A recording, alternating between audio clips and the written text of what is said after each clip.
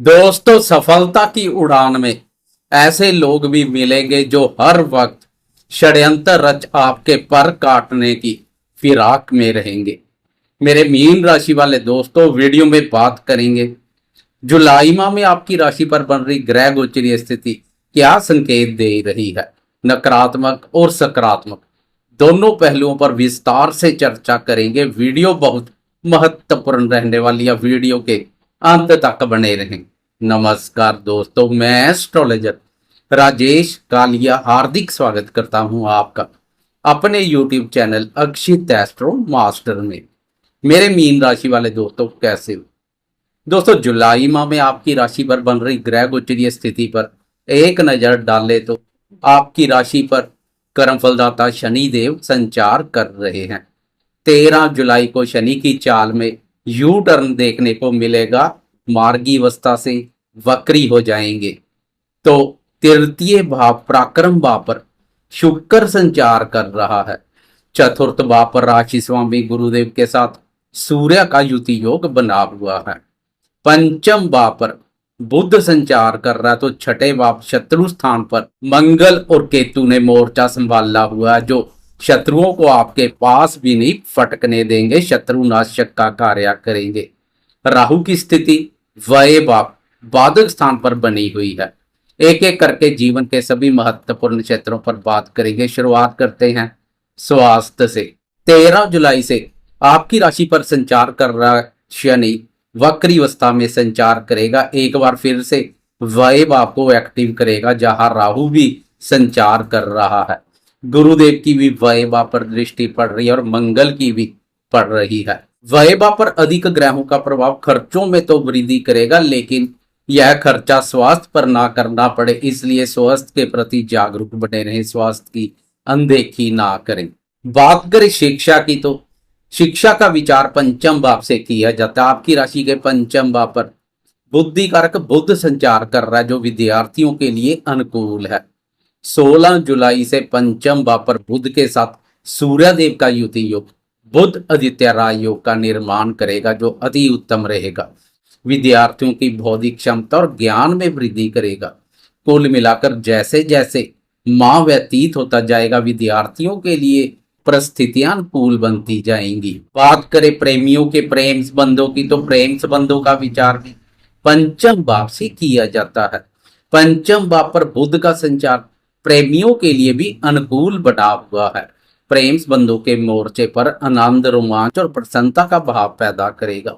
लेकिन 16 जुलाई को सूर्यदेव के प्रवेश से प्रेम संबंधों के मामले में छोटी छोटी बातों को तूल देने से बचें, नहीं तो क्रोधी और क्रूर ग्रह सूर्य का प्रभाव प्रेमी जनों में कुछ मतभेद पैदा कर सकता है। इसलिए 16 जुलाई तक तो आनंदमय बना रहेगा। 16 जुलाई के बाद आनंदमय बनाए रखना आपके हाथों में रहेगा।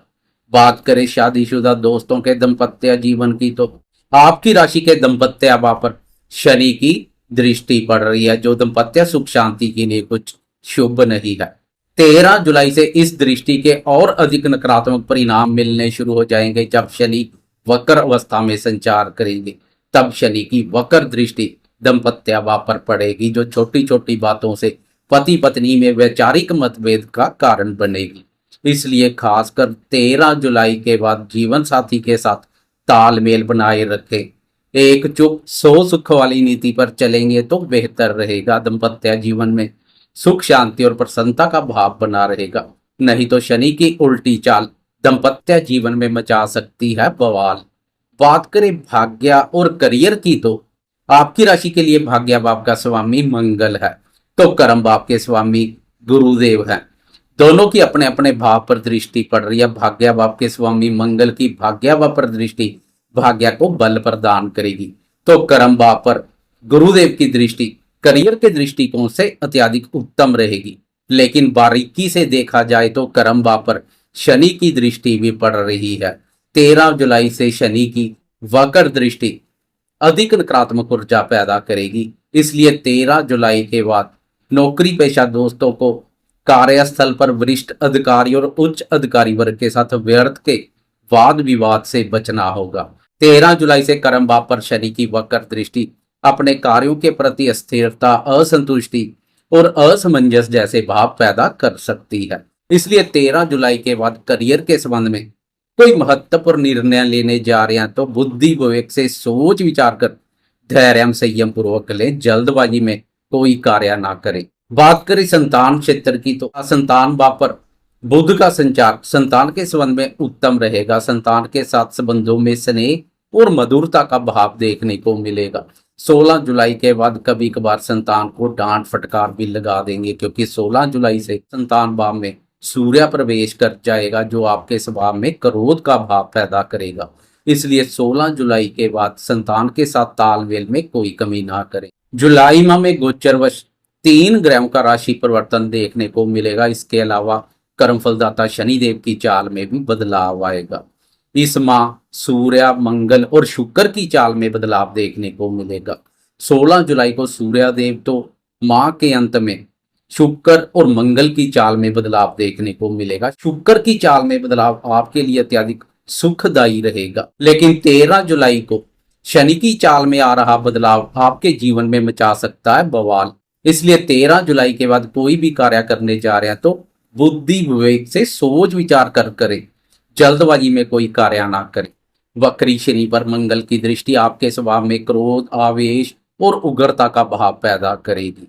इसलिए क्रोध, वाणी और व्यवहार पर उचित ध्यान देने की आवश्यकता रहेगी। 16 जुलाई तक सूर्यदेव गुरुदेव के साथ युति योग बनाएंगे, तो 16 जुलाई को सूर्य भी राशि परिवर्तन कर पंचम भाव में प्रवेश कर बुध आदित्य राज योग का निर्माण करेंगे। विद्यार्थियों के साथ व्यापारी दोस्तों को भी इस योग का विशेष रूप से लाभ मिलेगा। व्यापारी दोस्त अपने बुद्धि बल से व्यापार के रास्ते पेश आ रही परेशानियों को सरलता से दूर कर लेंगे। 26 जुलाई का राशि परिवर्तन आपके लिए अत्यधिक सुखदायी रहेगा, क्योंकि 26 जुलाई को शुक्र राशि परिवर्तन कर आपकी राशि के सुख भाव में राशि स्वामी गुरुदेव के साथ युति योग बनाएगा। अब 2 ग्रहों का सुख भाव पर संचार घरेलू सुखों में वृद्धि के साथ साथ भौतिक सुखों का विस्तार करेगा। लग्जरी लाइफस्टाइल में वृद्धि होगी। शुक्र का राशि परिवर्तन आपके लिए अत्यधिक उत्तम रहेगा। तो 28 जुलाई को साहसी, पराक्रमी और मेहनती मंगल भी राशि परिवर्तन कर सप्तम भाव में प्रवेश कर जाएगा। 28 जुलाई तक शत्रुओं की रक्षा करने की जिम्मेदारी मंगल के पास रहेगी। मंगल शत्रुनाशक का कार्य करेगा। लेकिन 28 जुलाई से मंगल का दाम्पत्य भाव पर संचार दाम्पत्य जीवन में अधिक नकारात्मक ऊर्जा पैदा कर सकता है। दाम्पत्य भाव पहले से शनि की वक्र दृष्टि में रहेगा, अब क्रूर मंगल का प्रभाव भी पड़ेगा। इसलिए 28 जुलाई के बाद दाम्पत्य जीवन में सुख शांति बनाए रखना आपके हाथों में रहेगा।